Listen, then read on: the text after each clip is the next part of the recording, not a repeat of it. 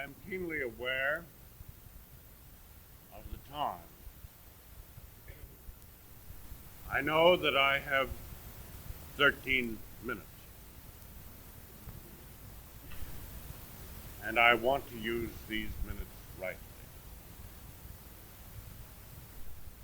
I shall not entertain you. There are other reasons why I shall not entertain you.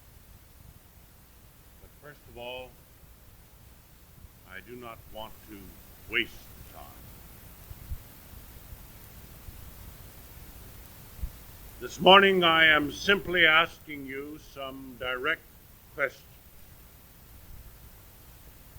And perhaps you will remember these questions. The first is, what day is this? What hour of this day is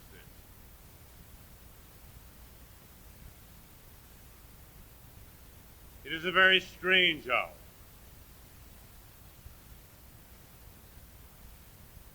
For the first time, probably in the history of the world,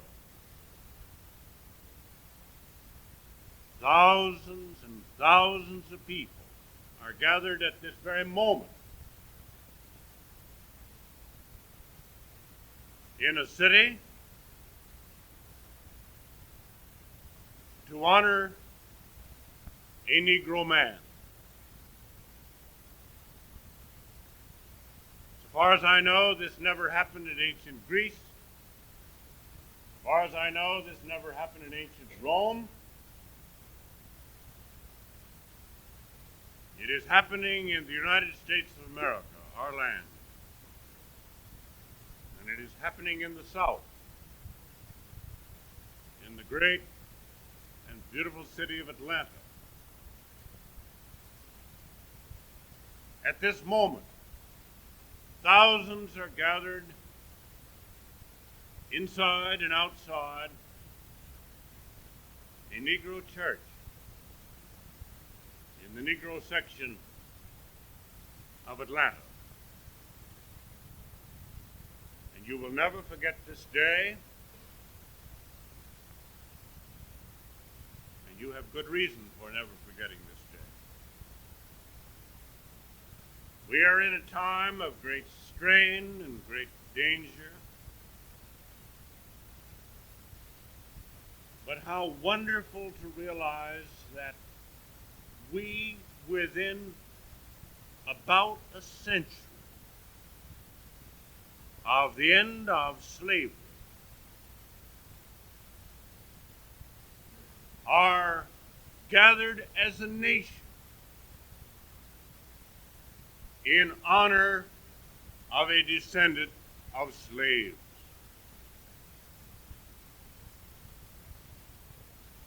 Slavery was a very great sin.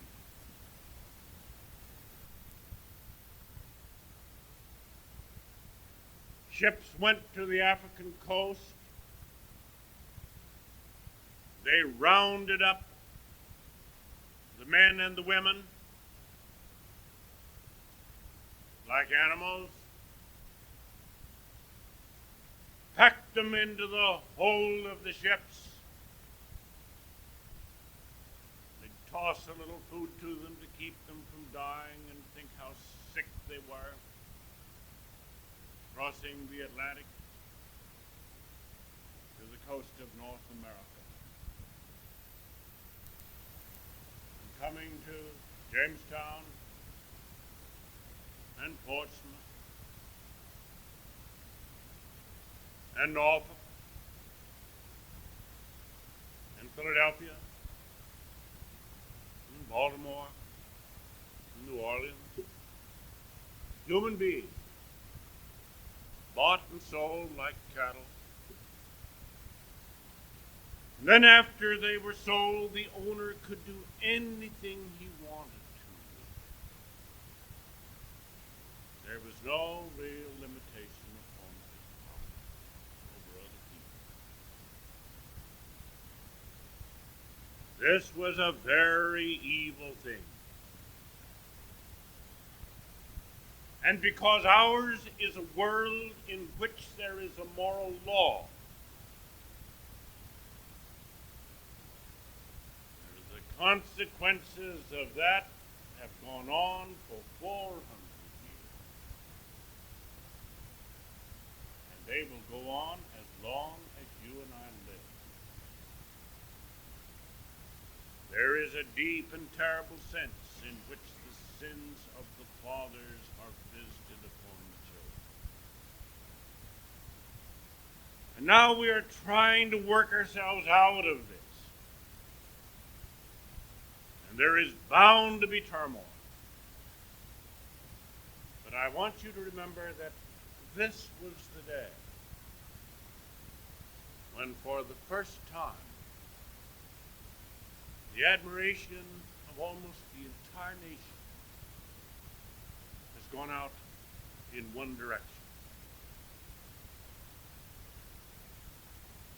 And you can thank God for this. And all of you know enough of the history of the human race to know that frequently victory comes out of tragedy.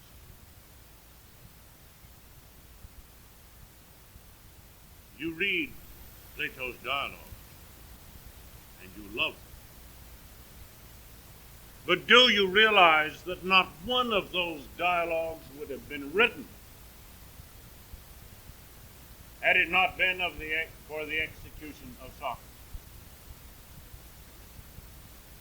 It was the sense of the injustice, of the unworthiness of the hour, that made the young Plato determined to use his life in one of the most creative ways that any man has ever used it. You don't know what's going to come out of this hour. Nobody does.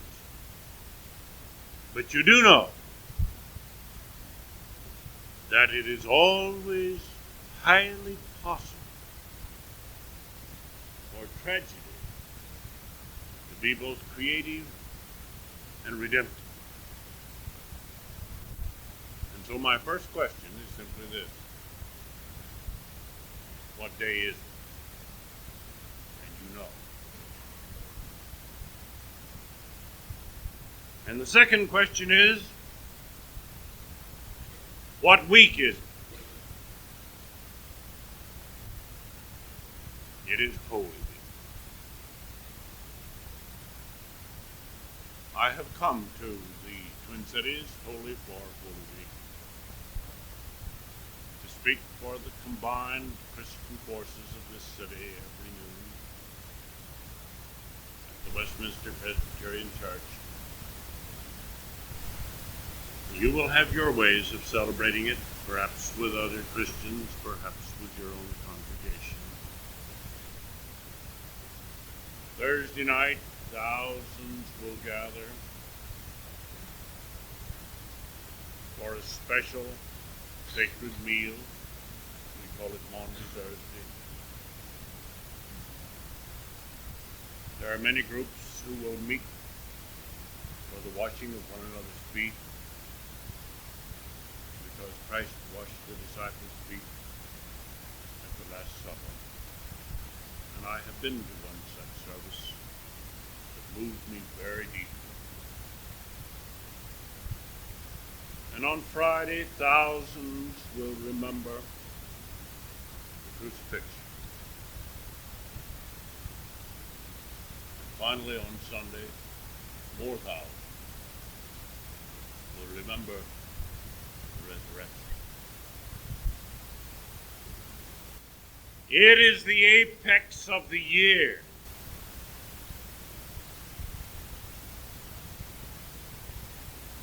It is a sad time. It is a great time. Do you remember the beginning words of A Tale of Two Cities by Charles Dickens? I suppose the most stunning beginning of a book in the last 200 years. This is how he starts. It was a time of greatness. It was time of evil. It was a time of hope. It was a time of despair. You may know the rest of it all. He was speaking of the French Revolution. And today we are in another revolution, and the words that Dickens used so nobly apply to us. And the strange thing is that the greatest things and the worst things come so close together.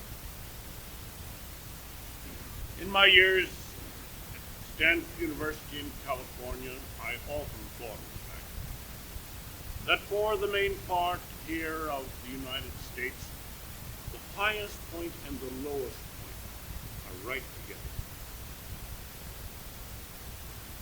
The great mountain of the Sierras and Death Valley, immediately contiguous. And I often thought of this as a marvelous symbol or parable of our lives. In England, there is an old church built at the time of the Civil War. And on the porch there is a plaque that says, "It was the special glory of the man who built this church to do the best thing in worst times." You don't forget that, do you?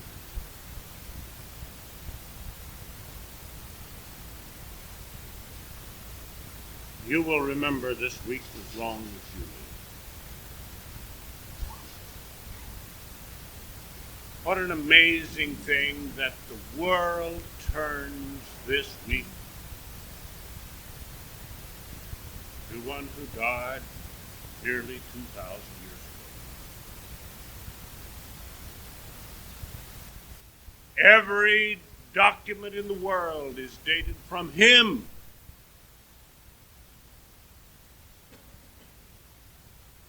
He divides history.